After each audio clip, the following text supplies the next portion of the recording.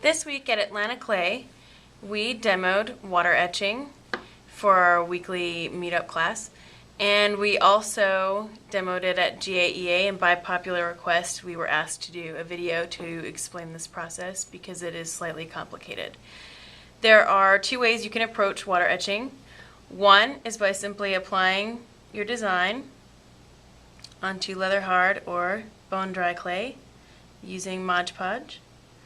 The Mod Podged area will become your raised area as we complete the process, and I promise it will make more sense as you see it.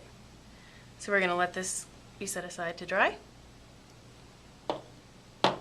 The second technique is to apply a slip or an underglaze to a bone dry or leather hard piece of clay first. And normally we would do 3 coats of underglaze, but for demo purposes I'm going to stop now and put that aside to dry. After your underglaze is completely dry, you end up with a piece that looks like this, and you can again take your Mod Podge and begin painting your pattern.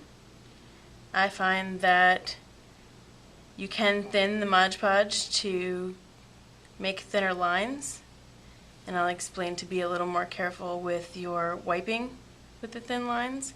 The thick lines work great. Thickness of the Mod Podge isn't necessarily a factor for this process, but you do want to make sure that you get a nice even coat on the whole pattern that you want to keep. And put this aside to dry.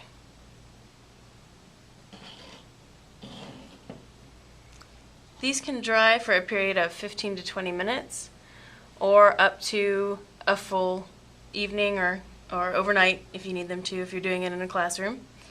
When the Mod Podge is dry, I hope the camera can catch this, you get sort of a reflection from the Mod Podge. It's hard, it's no longer sticky, and you can't see any of the white that we could see when we're brushing it on. So it actually dries completely clear and hard.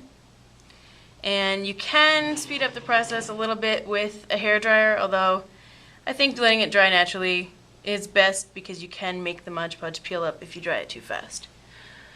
After your piece is dry, you're actually going to do your etching with a damp sponge. And what I mean is not dripping, but you don't want it to be completely dry. You want some water in there.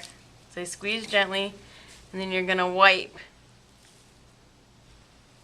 with firm, even pressure across your design until you start to reveal your raised areas. If you can remember what direction you applied your brush strokes, see I'm turning my sponge to the side here because I know I brushed outward. You can maintain the integrity of your Mod Podge design a little easier, but it's not absolutely necessary. You want a firm, even pressure. You don't want to scrub. You want firm, even pressure.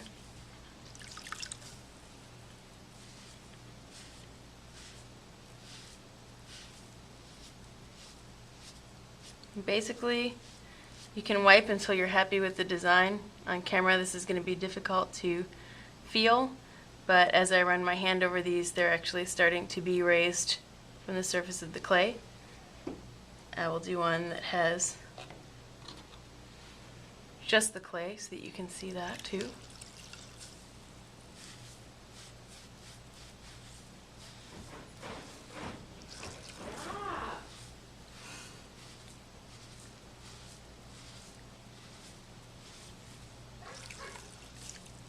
These patterns almost remind me of embossed paper or fabric, and when glazed with a very translucent glaze, you can see the contrast in the texture beautifully. A Celadon, any kind of transparent low fire glaze.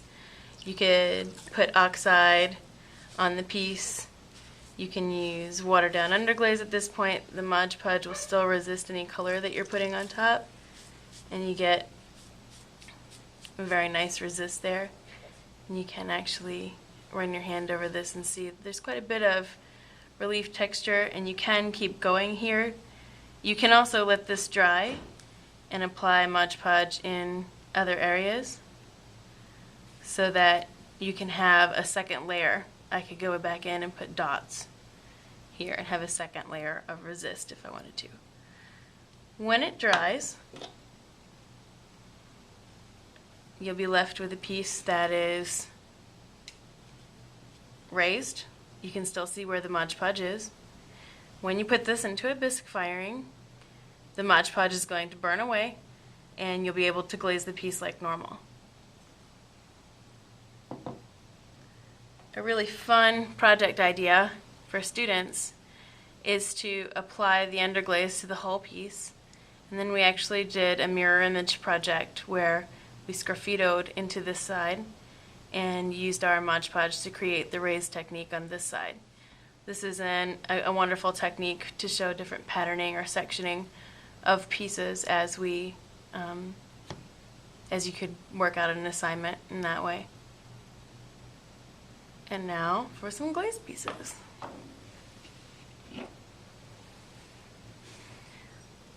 This may be too shiny, but this piece was covered with a coat of black underglaze, and then this design was applied with the Mod Podge and then wiped after the Mod Podge dried to reveal a texture that was raised and also a color. This happens to be a black speedball underglaze, and the green glaze on top is actually Georgie's Blizzard Blue glaze, which is very translucent and shows off the decoration quite nicely.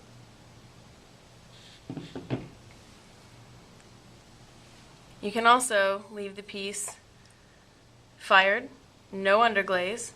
This decoration is your decoration left from the Mod Podge, and with this glaze it breaks quite nicely over the top, leaving a very nice break that's very smooth. This is a great technique for functional work because the edges are not sharp.